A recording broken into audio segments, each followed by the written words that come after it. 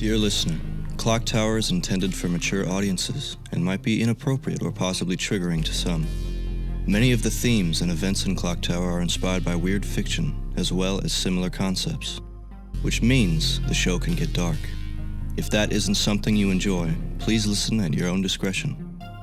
We here at the ClockTower care about you, so please put your mental health first. Our show will be here when you're ready.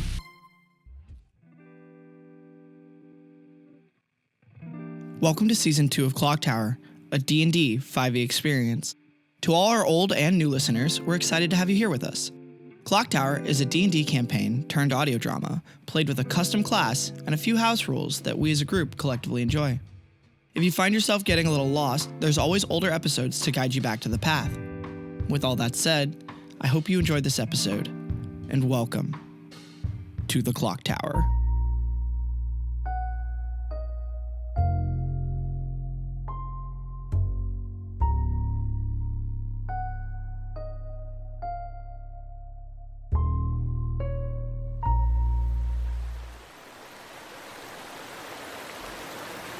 The sound of the river rushing by like a rapid is so loud as you approach through the eerie no man's land, Yeager.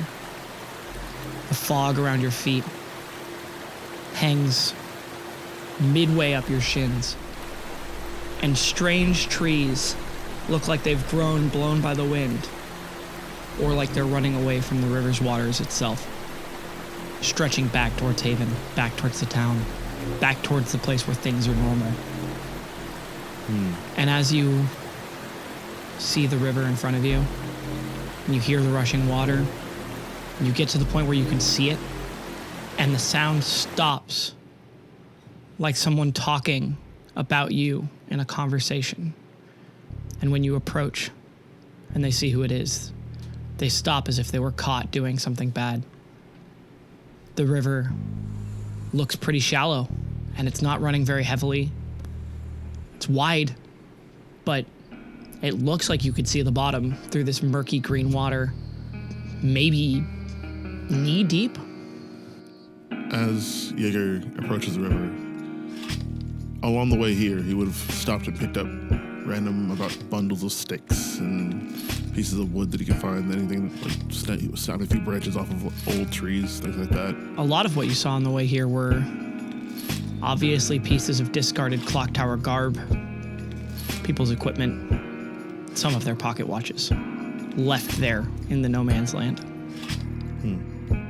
Yeager would have stopped and looked at a few of the rings, looked at one of the swords, stared at a few of the pocket watches, and picked up 4. As soon as you pick up one of them, you have this flash of picking up a weapon in the house that Teddy and Mikhail were staying in. And Yeager shakes his head and tries to ignore it and puts the 4 watches into his pocket. And then walks to the edge of the river, not too close, stays about 5 feet back, takes that bundle of sticks that he has, and begins tossing them 1, 2, 3, 4 into the river. The first one Yeager tosses, it flies out, and it hits the surface of the water, and you expect it to float on the top of the water and get carried downstream. But it lands in the water like you threw it into a puddle of mud, and then very quickly it goes and sinks below it into the clear water, and it is gone. Like you don't see it underneath the surface of the water. It's just gone. Well, it couldn't have been that easy. All right, we'll learn your game. I have nothing but time. Yeager's gonna go back another about 10 feet, find a tree, lean up against it, slide down and sit and just stare off across the river, out the other bank, and see what he can see. Here on the edge of the river, the other bank is right up against the mountains. The mountains look like a massive wall carved by a god, as if someone's hand had put a bunch of sand and just slid it up right up against the edge of the river, making an impassable object, except for the one place where you can see a sign on the other end of the river and a small pass through the mountain. You can almost like stare at that spot forever. If I focus, can I somehow get a view of what the sign says?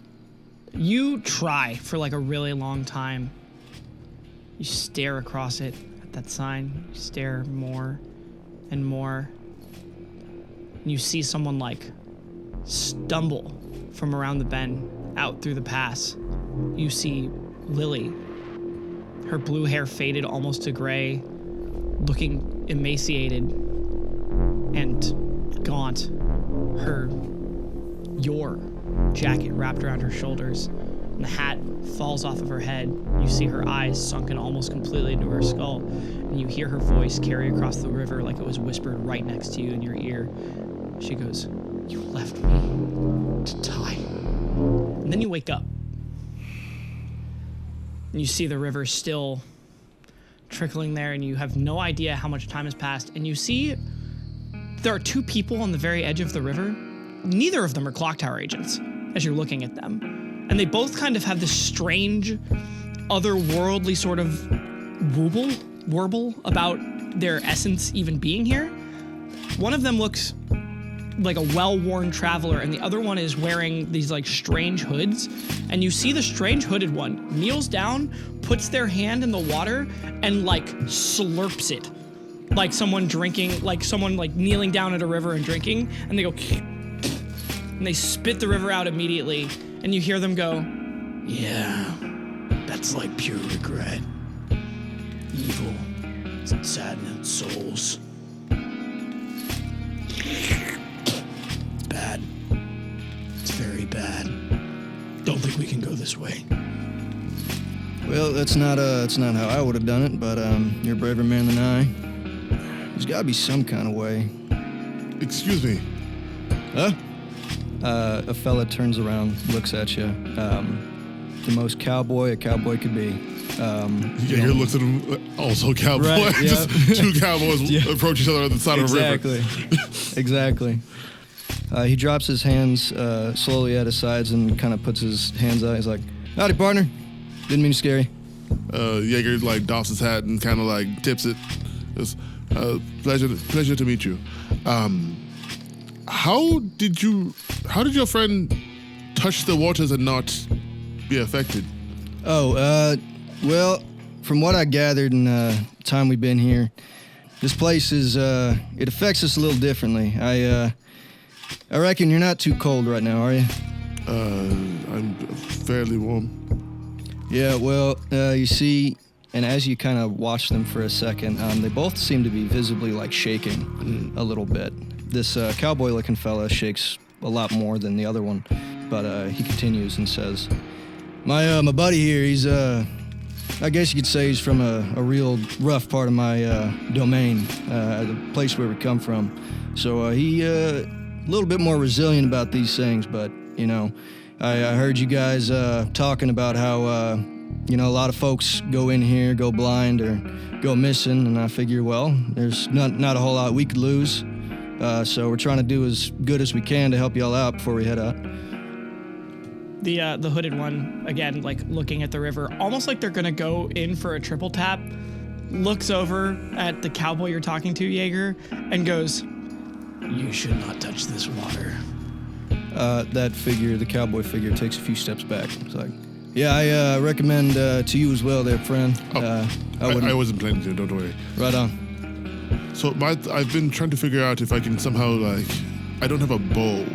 If I had a bow, I'd tie like a rope to an arrow and see if I could shoot it across toward one of the other trees.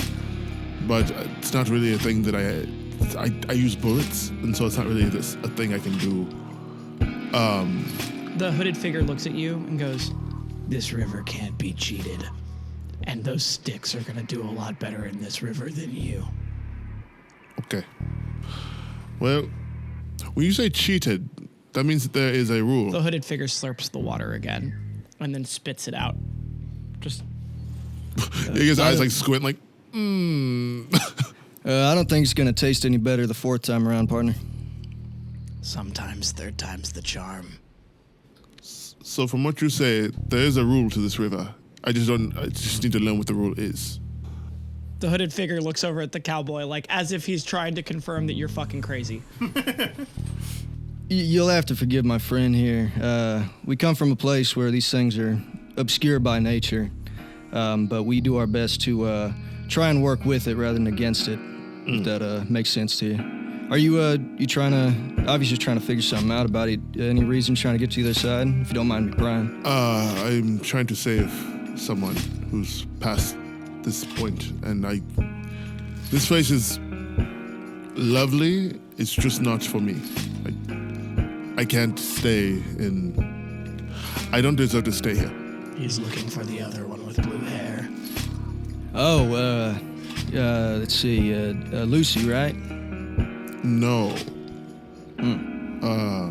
Lily, actually. Lily. I met a lot of people. You have to forgive me. I don't know if I met a Lily out here, but It's fine. She's stuck between the cracks. Any idea on how she got across? She got eaten by a giant snake at the time, so... He blames himself. His nightmares hang on him like a bad stink. Ouch. Pardon my friend, he's real blunt. I can tell this person you're looking for is, well, I mean, they're important enough for you to try and get across this thing, so I wish I could help out a little bit better. You said you're looking for some kind of bow or something like that. We're doing some experimenting ourselves right now, but things we've gathered so far, it seems this thing's a real pain in the ass. All right. Well, if you learn of anything, leave maybe instruction with the tavern or the library or something like that, and I'll come back and see if I can find it next time I'm here. Probably going to be leaving at dusk, so. All right.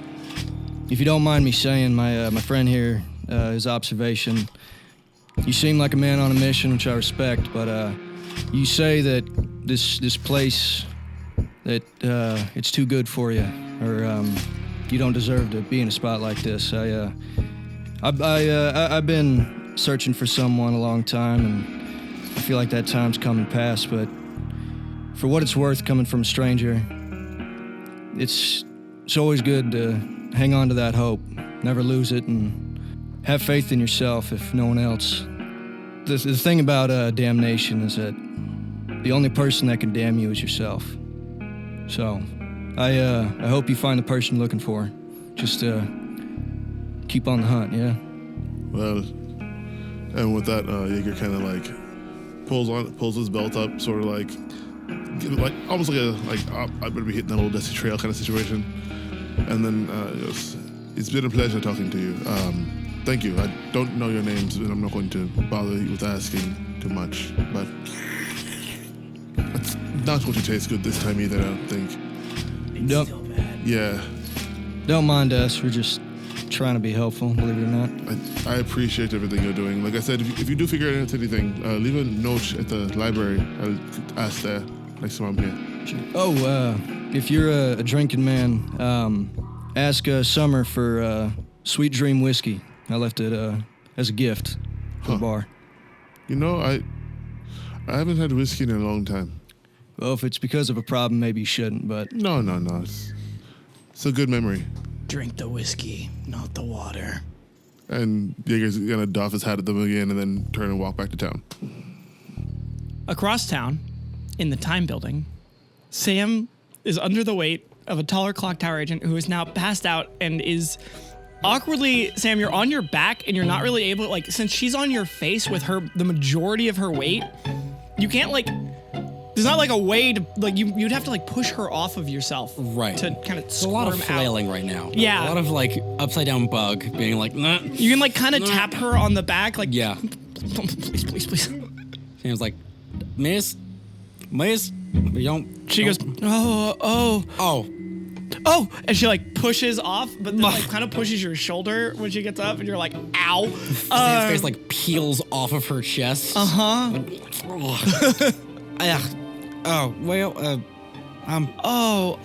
I'm sorry about that. Did I pass out? Yeah, we were talking about some kind of heavy stuff. Maybe you locked your knees out a little bit, got a little shaky, and then I caught you. You didn't hit your head much. Oh my God, I passed out on you. I'm so sorry. And she like gets up. She's like, what were we even? Oh yeah. So before you get back into that, don't worry about it. And instead of going through that experience with me, because I went through something very similar, I just wanted to ask if you had any locational data or just information about the thing at all, if it talked to you. Like it talked to me. So, Hazel and I have been through a lot. Do you mind if I sit down? Yeah, no, please. I was gonna ask if you either want to sit or I can, with your permission, cast a spell on you that will make you weightless. If you want to, like, sit, float. It seems like an unnecessary use of power, but I think we have a chair right here. You could sit. Some people like I'll having, like, sit. a more weightless situation, and if you did pass out, you wouldn't hurt your head at all or fall out of the chair. I'm gonna sit in the chair. Yeah, whatever you're comfortable with. And she sits in the chair, and she like gestures for the chair behind you. That's like the desk clerk chair that your friend was sitting in. And like look around, see if you're by, and just like scoot it around. Is it wheels or does it slide? This one has wheels. Hers doesn't. Oh yeah, no, Sam like jumps and like spins back and like uses their little feet to like. Your feet can't quite reach the floor when you sit in the chair. It's like kind of tall. I put my hands on the seat and then like arch over, like push off and arch over, like push, and then sit back in the chair. Okay. You kind of like spin slightly while you're not like you're trying not to trying to look at her, but like the chair is slowly spinning, and you're like, this is. You know what? So to like stand and put their hands on the chair, like they're like bracing on it. Just like there's a little lever on the side of the chair. If you pull it, you can. Well, then the other person would have to readjust again. It's fine. It's just a little lever. Oh, okay. And like sits down and like hits it all the way as they go all the way to the floor. And then your feet can touch the ground. This is fine. She goes, right. Hazel and I, we went on a mission where there was this thing, and it killed our friend Twig. And when we went back to the tower, Twig was gone. Sam nods. And we realized that if we could get out of that blue light, or had any way to stop it, we could go back to the tower. And so we brought Lucy's fire with us, and that made the blue light not turn our watches off when we went back. Sam like leans in, very interested. When we took, she pauses like she's really thinking about it. She goes, when it took Twig, it went away, but our mission wasn't over. And there wasn't anything else in that world but the Reacher. We, Hazel and I, we took the fire, and it protected us from its weird, sickly blue light, and it didn't like the fire. It tried to take Hazel, and Hazel used the torch to set herself on fire. And apparently, that thing caught on fire too, wherever it was. I put out Hazel and she almost died, but wherever that thing was, whatever it did, that fucker burned. And it burned for Twig and anything else that thing has fucking taken. And then the tower chimed, and we both went back. And we don't go on missions anymore because the tower asks too much of us. And the few times, there's only one thing I brought down here. Well, there's two things. Hazel brought her sweater that I knitted for her after that mission, and I brought that little painting that the tower put on the shelf of that monster. And I just wish I could have seen it burn myself. So it's finished then. I hope so. I mean, you got the mission complete from the tower. She nods. She nods as if, like, throughout this whole thing that she's been talking to you about, all of this has been hard. Like, the Harvest Wars was hard. Fighting little scraps of Olm was hard. This fucking Reacher thing that they fought, she's like, damn right. When we tracked down the pieces of Olm, mission after mission, we finally, although tower didn't send us there directly. Got to confront it. And after falling into that light so many times, and we finally put it to rest, I think it's one of the few things I feel really accomplished on that wall we have back in our tower. So thank you for the people I've lost at the Reacher, for everybody else. And I want you to know that Olm is gone. There is a tiny fleeting mote and a tool used to stop that blue light. That's why we bring it, in case that happens again. Because no one should have to lose their family to something they walked into without knowing. If we did kill the monster that took your friend, I'm sorry you didn't get to do it yourself, but if we did, at least that fucker's gone.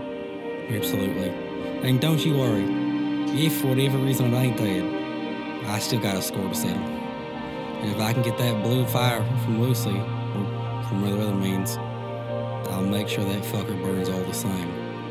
Just be careful, because those burns that happened to Hazel are still there. And they healed, but they didn't go away.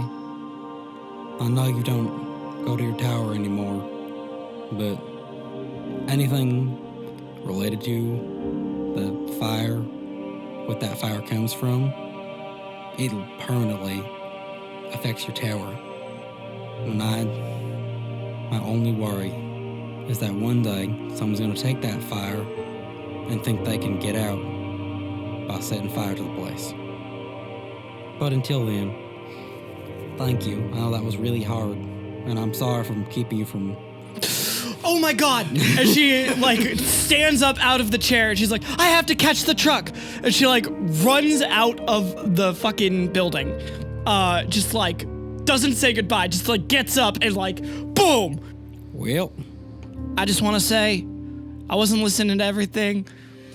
You see a little head peeking down from upstairs. I go, but I hope you're okay. I appreciate that. Yeah, all right. And they leave. Sam's gonna leave the time building, and then, I guess I should try and find everybody, but I think they mentioned being at the bonfire by dusk. Huh. Looks at their watch. Hey, you want to help me make the stars? Yeah. Sam, turns the heels, looking at their watch, turns around. Yeah, I think I do, actually. I'll tell you what, you can make the moon. All right. What kind of moon? That's the whole thing. It's a creative process. As you walk up the stairs, I'm thinking of a big harvest moon.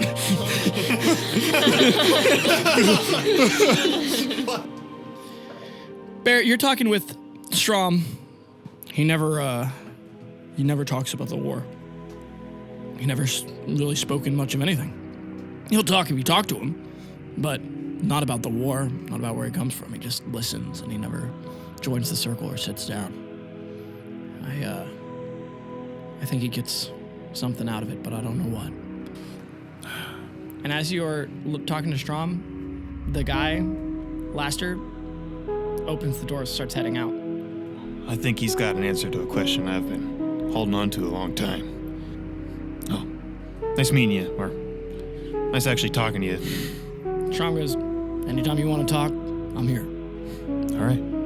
Maybe next week. Who knows? Well, if you're here, we're here for you. As I look over my shoulder, give him a nod as I'm making my way for the door. Mm-hmm. Yeah. Trinket, Berett is making his way for the door with purpose. I'm going to follow him, but not closely. Okay. It's that poor awkward moment where Trinket is watching Berett and starts following, kind of not fast, but just making your way to the door as well. And you see the girl in the sweater comes up next to you and goes, were you in the wars as well? I noticed that you didn't talk. No, I'm just here to support my friend who was in the wars. Oh, it's just really awkward. Can I, this is Olm on your hip, right?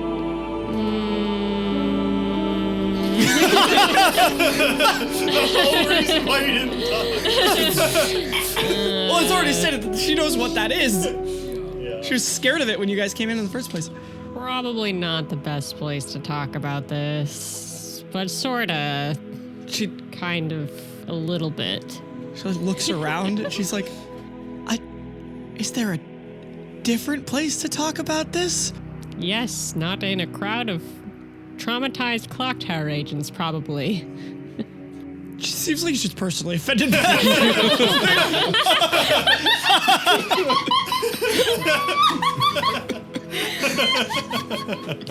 Excuse me. Like, she just has to like, ouch. Oh my gosh. I like didn't mean it that way, but that's even better. That's Really funny. She like looks at you, she's like, is it somehow worse than the Harvest Wars? No. No? She's giving you like the most dumbfounded, like she'd be really, like she'd be like actually insulted if it weren't for how wildly confused she was. She's like looking at Trinket.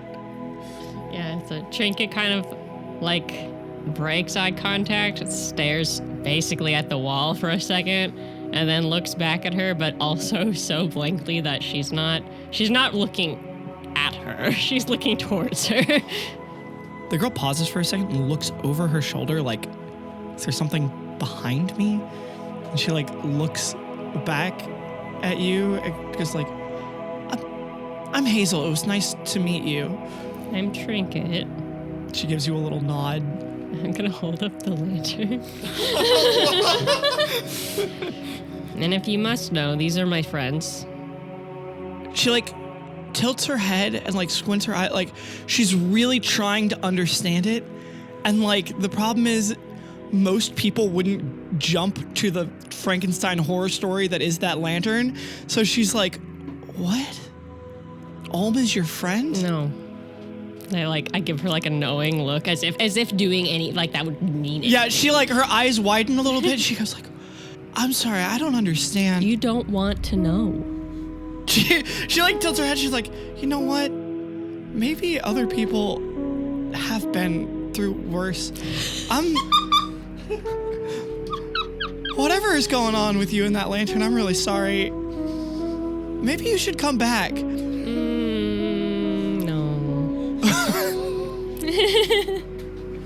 All right. Well, I hope any of it gets better. Me too. But thanks for the sentiment. And just the cold stare the Trinket gives this poor girl is just like. As elsewhere, Berett, you make your way through the door. You see like Trinket get waylaid by one of the people in the crowd, the really sweet girl in the sweater, and then you open the door, and Laster is fucking running. He is full send, sprinting, like bolting away down the road. Okay, I could have just taken a no, like, I don't want to talk right now, but now I have to chase him. He made it a game. Yeah. Yeah. Run from a dog. Yeah, You exactly. should Like, ran. instincts immediately. Yeah, you know, he could have just said no. It could have been fine. I gotta get him now. Yeah, he has what I need now. Guaranteed, and he knows it, I know it, I'm running. Uh-huh. But there's gotta be traps. He's running to his home, which is nearby. And if I know anything about this fucking tinny, there's traps. And his name. That's all. That's the only things I know. So what are you doing right now? I go to chase him, and like as soon as I reach like where it starts to get more dense in the forest, I stop and immediately like turn on my peripheral and go, think a minute. As he steps one step away. You take from one step back, you see him, and he like trips a little bit in the distance in the dirt and like hits the ground and like gets up and like dusts himself. Like he like took a spill and then gets up, dusts himself up, and does not fucking stop running. It's like death is on his ass. You go ahead, run. He does not stop. He is gone. He is going. Nice to meet you. You see him hop the fence and he like disappears into the fucking vineyard. I'm gonna skirt and try and like cut him off if I can, because if I see him like he goes over the fence, can I see through the slats at all? Roll an athletics check. You want to start pursuing him? Let's start rolling some dice. Yeah, 3. You go to cut him off, and you just like slam your thigh into the fucking fence, and you're just like, fuck, god damn it. You can see him though, like making his way through the vineyard, just barely. Like, you haven't lost him yet. That's one failure. Okay. But you have to roll something else now. You got to think. You got to change tact. You got to pivot. You use athletics again, but not 2 in a row. Yeah. So the fence is dividing us. So he hopped over the fence. How long is it? Is it like just a small enclosure? Did he just? Oh, it's huge. Okay, so it's like one very long fence. Yeah. Oh, okay. And the vineyard, so it's like rows and rows of grapevines. Okay. So I have to hop this fence. Can I do like a little hook my axe on the top of it and do a acrobatics roll and try and like absolutely flip over it? You can. 19 plus 3? Oh, yeah. Yeah. With a practiced flourish, you grab one of your axes and spin it in your hand, and then you use it to like hook the side of one of the fence posts, and you just like throw your body over, and you land like over one of the vineyard like trussels. Okay. And then you see him like down the distance, breaking right through the trussel all the way down to the bottom, like near halfway through the vineyard. And he like looks back and sees that you're there. Oh, can I actually dodge sight? I would love to. If I went. Yeah, roll a stealth roll. Okay, great. 17. All right. So I paused for a second after I landed and like, okay, he saw, didn't see. Where is he going? He looks over at you, doesn't see you, but you see him, and he like realizes that he thinks he lost you, and he's not sprinting anymore. Now he's just like he's still moving quickly, but he's moving like cutting through the vineyard, making his way towards the forest edge. Yeah, I'm just gonna keep pursuing him, but I want to see if I can. If he's going at a less hastened pace, try and catch that up to gives. him? Yeah, I'm gonna give him I'm gonna take that opportunity. As soon as he looks away, I'm bolting. All right, it's a time to. You've got a -1 on athletics. This is time to do athletics and try to catch up again. We got ClockTower dice for a reason. Yeah. If you fail now, you lose him. Yeah. If you succeed, you've caught up to him almost enough to get him. Okay. 13 total. You pace yourself, and it takes you a while to get to the point where you're about to catch up to him. And then just as you see him like run up to this like small but nicely built cabin on the very edge of the forest line with like a little, like there's the wisps of smoke as if a fire was put out recently in this cabin, you see him like run up and he's finally walking. And then as you're running up, you hear a snap under your own boot. And you hear it echo, and you see him like whip around, and he's maybe 20-something feet from you right now. And he's got his hand on his fucking doorknob. I stand up out from my like stealth crouched, and just like lock eyes with him. He looks at you like he's looking at the Grim fucking Reaper. I'm not here to kill you. I don't know what the fuck you think that for. I know. And he reaches his hand in his pocket. I've done this before. I'll fucking leave. I just wanted an answer, and I figured you'd be the only one that could give me that answer. Why'd they take me off the mission? He pulls out his pocket watch. Yeah, that's exactly what I'm expecting him to. And he goes, I can't tell you anything. And he clicks his pocket watch. And you see him just like, it's almost like he was there and like something grabs him and pulls him. And then you see in the clouds behind just this little white light go. It's not where we come from, it's where we're going. Fucker. As I like dust myself off and pick the fucking grapevines out of my jacket. Well, get my answers somehow as I start walking towards the door. And I'm gonna check for traps. Okay. 18 total. Okay. You check for traps in every way that you know how. You don't find any here. Huh. And you go inside the cabin and look around in there as well. There's a cot for a bed in here, a small dining table. This man was living like he was still in the war. And he's got nothing. He's got like nothing here. He's got a blanket and a pillow, which is more than he had in the war. I whip out my axe, flip it around so the blade's facing me, and start tapping on the floorboards. They all feel solid as hell. Roll an investigation check, but 15 total. 15. As I just kind of like sit on his cot and kind of almost reminisce, sitting on my own. You feel something hard in the cot underneath your butt. Lifts one leg, feels underneath. As you feel underneath, It's like a picture frame. Take it out and look at it. It's a picture of him and like some other agent you haven't seen in normal, like he's not wearing a Harvest Wars uniform, he's wearing like a normal ClockTower uniform. And it's just a picture of the two of them together smiling. I'm gonna gently take the picture out and look on the back. There's a small handwritten message that says, "Even for you, it wouldn't be worth it. I'm so sorry." Put it back in the frame, set it back where it was, and stand up. What are you running from? As he goes out, is there a lock on the door? No. Nah. Dude was extremely comfortable here. Apparently. Extremely, like, I was guard, expecting guard fucking- down. Huh. As I close the door and like look back up at where the wisps are going.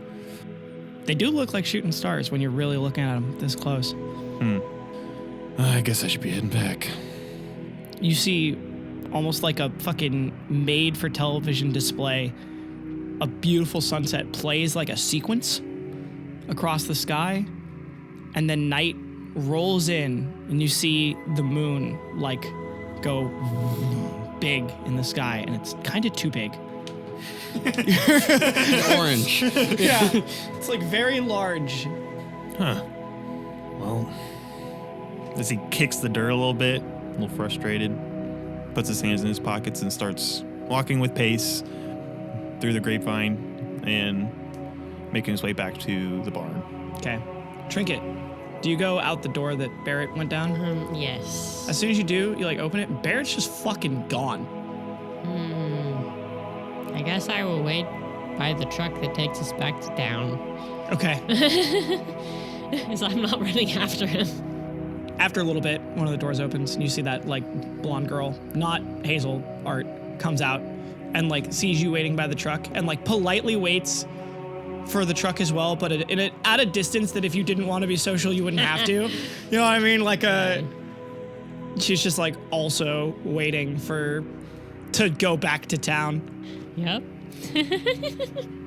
And then time passes. A couple more people come out and wait by the truck. Erin comes out and starts getting she like checks under the hood of the truck and makes sure that the truck is like still fine, and then closes the hood and starts being like, all right, anybody else who wants to get up on in there can load up, and we'll start getting everybody back to town. And then as you're like, are you gonna get in the back of the truck, Trinket, or are you gonna wait for Berett to show up? I'm gonna get into the back of the truck because I don't know where he went. Okay. Art also gets in the back of the truck, and eventually, as does like most of the other people here, except Strom. Strom does not get back in the truck. Strom lives here. And then eventually the truck actually starts going, and you see Berett like do a little hop over the fence towards from the vineyard into the road, and the truck like stops and like pulls up next to him, and Erin like rolls the window down on the passenger side and like leans over and goes like, "Where did you go?" I don't know. I got room for one more. As Yeah. I like look in the back, there's like a bunch of people back there. Art, like over the wheel well, fucking leans her fucking arm out to get back up into the back of the truck. Grab. Oh, the full forearm grab, Yep. huh? She like lifts you up in there. She's surprisingly strong. No, I was already surprised the first time when we were lifting shit into the truck earlier, I think. Yeah. That's what I was expecting. I was like, I don't want to rip my wrist off. So I'm going to grab wherever it counts. Thanks. Just don't worry about it. Did you find out what you needed to know? Just more questions. Ain't that the way? As the car like starts up again and just like one by one, all of you make your way to the campfire as the night sky is offset slightly by the big, very orange moon hanging in the sky, still a little too big. As you get there, you see around the campfire, Sam is the first one there and is talking with Rose about the art of painting the sky, basically, as Yeager rolls up next.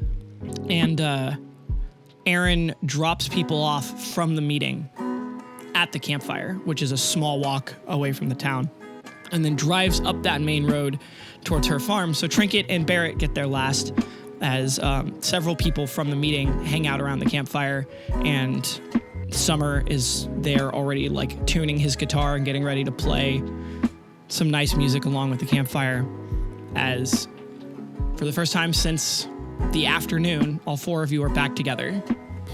So, Trinket, you making any new friends? I don't think so. I might have done the opposite, actually. I think I really freaked that girl out. Let's just let that one go, I think. I think we should just let this one go.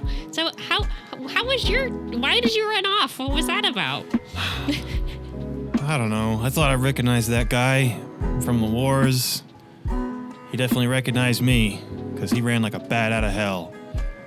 I don't have any grudge with him, and I've only just learned his name just now, but I recognize his face, recognize his patch. He didn't want to talk about it. He fucked right off. Clicked his watch, turned into a little fucking wispy. That's what those are, by the way. Oh. Yeah. Seemed like just a normal guy.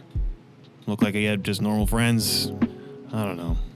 He had fucking nothing in his house. He was still living in the past. But, I'm not. As I look towards the rest of the group, as we're, like, meeting up with them. All right. Looks like we're all here. On my way back, did I get to stop at the tavern to get a shot of the Sweet Dreams whiskey, or should I? Yeah, you went to the tavern and they said that Summer has it at the campfire with him. Got it. So. Oh, hi, Yeager. Hey. So I've received word from a very wobbly friend, a very wobbly associate of mine that I've just met today. They're working on trying to cross the river as well. Back up with me. What? There's some people who are not from this domain, as they like to say, here. And apparently, because they're not from this domain, I don't know what that means, but it's something. I think it means they're from a different world of some sort. They apparently shiver and shake. Like they're not on the same resonance point as we are. So they vibrate. Are you sure they weren't just cold? No, they vibrate. They mentioned being cold too, but it's not that. It's like a zzz situation. So wait, you're saying that people besides agents were here? Yes, I think they're still here. They should be, at least. Sam is momentarily floored. Okay. Yeah, apparently they're not agents, but they're from another place, and they ended up here too. But sure, yeah, there's plenty of ways to go through dimensions. But anyway, my point is they're trying to figure out a way across the river as well as a way to help people here. So why are you trying to get across? Why didn't you ask for my help? Well, because I can fly. Yeah, I wouldn't do that. I think they mentioned that someone tried to fly over the river, and they just the magic just turned off, and they fall in. If you fall in, you'll lose your sight. And so you were doing science. Yes. Okay. Well, yes. Cause and effect. Glad you're not. I threw some sticks in. They didn't float. They just sucked in. Huh. So, I tried to look across, but it's... Have we tried dropping a one big bridge across the entire thing? It's too wide. I don't think you know how high and long we can make a bridge. I guess Berett and Trinket walk up during this conversation. Yeah, he's like, how wide and long can we make a bridge? Oh, hey guys. Well, I can see that you can see, so good job not touching the fucking water. Yeah, I didn't touch the water. Nice. The new guy drank it 5 times though. It was weird. The what? Yeah, apparently Did he go blind? No, he just kind of drank it and spit it out. It was really weird. He's not from here. Apparently, sorry. Yeah. There's some people that are here that are not from. Yeah, they're not agents. The ClockTower. They're You know about from this? somewhere else. Am I the only one who didn't know there were other people here? I'm just as surprised as you. It's only 2 of them, but they vibrate, and so they vibrate on the wrong frequency. What I think the hell? from here, and so one of them walked over to the river and just and then it was that was it. So it was kind of Is strange. he blind? No, he's fine. What the fuck? Well, I mean, he talks like this, but besides that, he's fine. What is that? What? well, can he swim? I didn't ask that question. That's probably a good thing to have asked. But the water sucks you in. It's like mud. It's not like water, so it's I wouldn't really It's dangerous to.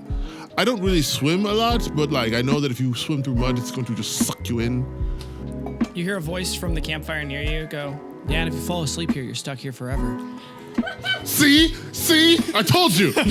Barry, you see the smaller agent who had given you the shot class, who like obviously had overheard the conversation you guys were having outside of the library. Same waves. As I give them like a very like snarky like, hi. Also, thank you for corroborating my story. However, have you seen Summer? They point their thumb over to the right where you see Summer is like tuning the guitar. Oh, perfect. And Summer looks at you and goes, so, are you gonna stay for a drink? I got some, I was told to ask about some sort of sweet dream. Yeah, I got this whiskey that does not belong here. Yeah.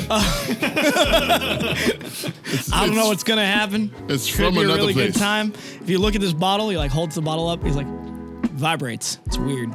You see? It might make you blind. It doesn't actually, but if you're looking at it, it's like you're looking at like 3 of them all trying to fight for the same spot in my hand. It's weird. I don't like looking at it. He was like squinting, moving their head like forward a little bit, trying to get like make their brain focus on the image. Good luck. Yeager's literally using sharpshooter just to be like into the bottle like Roll.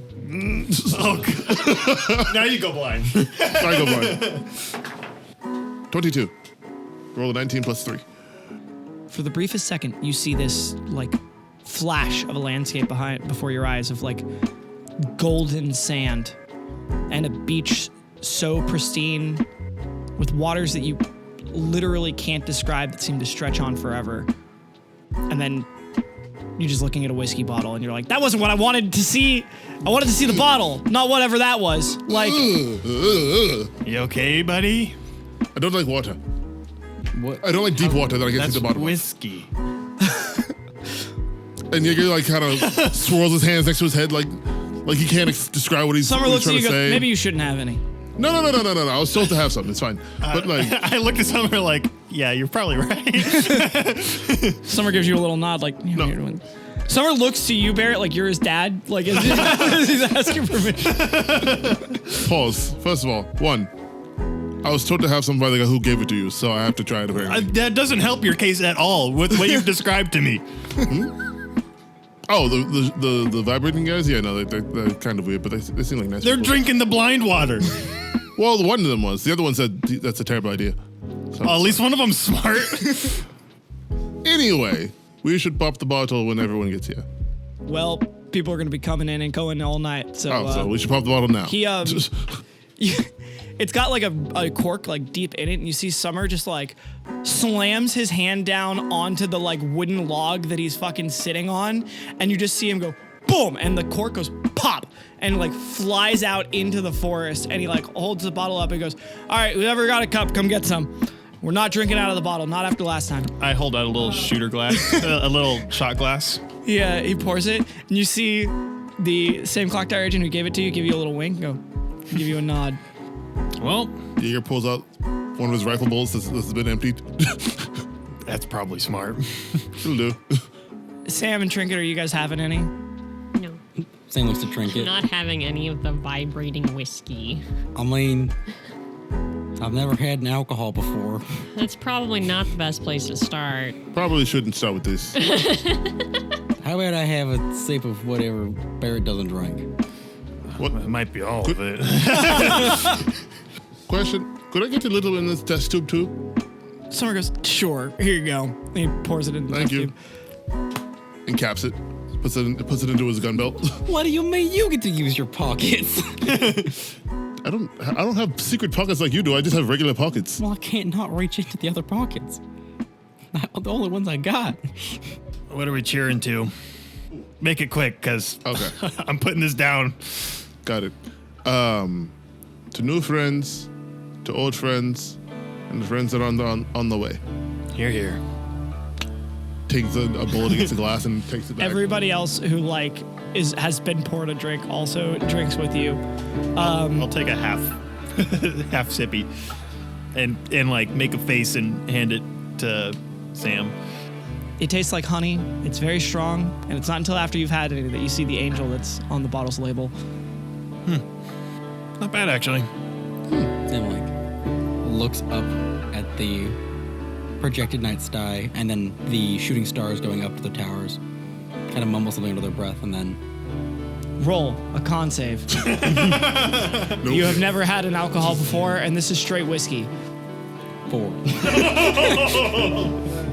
First of all, Sam, awful. It burns, and it's like in your mouth, and you can't get it out of your mouth. It feels like you need to scrape your tongue, but you can't scrape your tongue, and you're just like, it's like in you, and now you can't get it out of you. It's like being touched from the inside.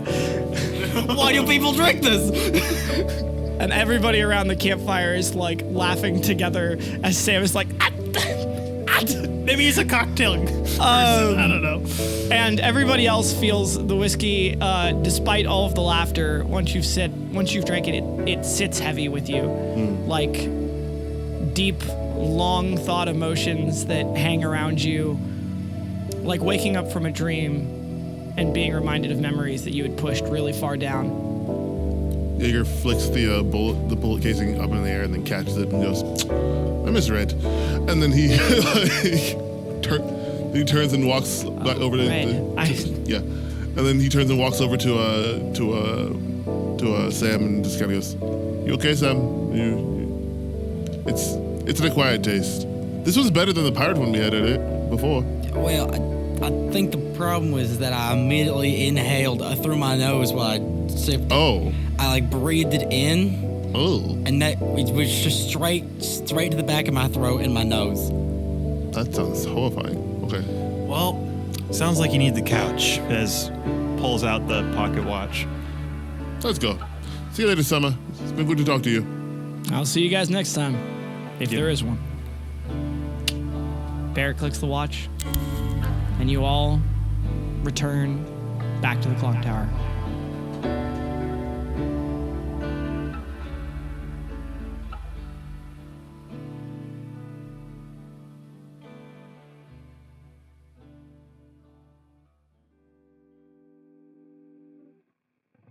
Hey, it's me, Ellie again.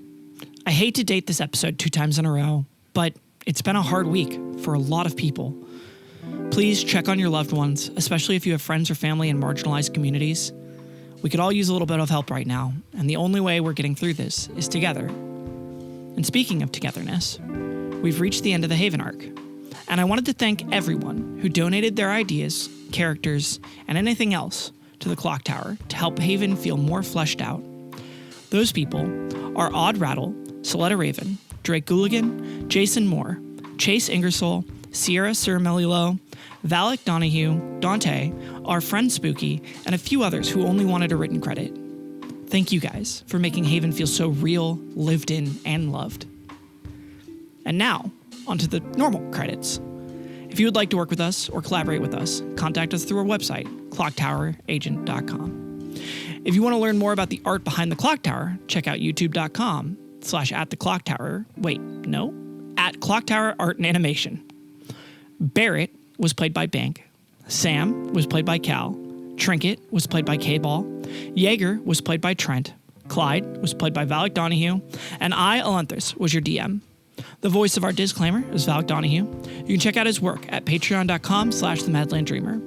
All music from Season 1 of Clock Tower and additional songs made for Season 2 by Who's Music. If you would like your own D&D music commissioned, you can contact them and find all of their work through their website, whosisthis.com, or find it in the description below. Thanks, Who's. Additional music and FX provided by Andrew Smith and Cal. Thank you to our editing team and Cal for making the episodes what they are. Thank you to our sponsor, Alpha Lupine Images, for donating the equipment to help us make more content with better quality. The Clock Tower test on our website was programmed by Mike LeMay. You can find more of his work at thinklikemike.com. Thank you to everyone who supports us on Patreon, and thank you again for listening. Clock Tower Season 2, Episode 49, will be out for all of our early episode patrons on February 14th, and will release publicly on February 21st. Till then, time's ticking. See you in the Clock Tower.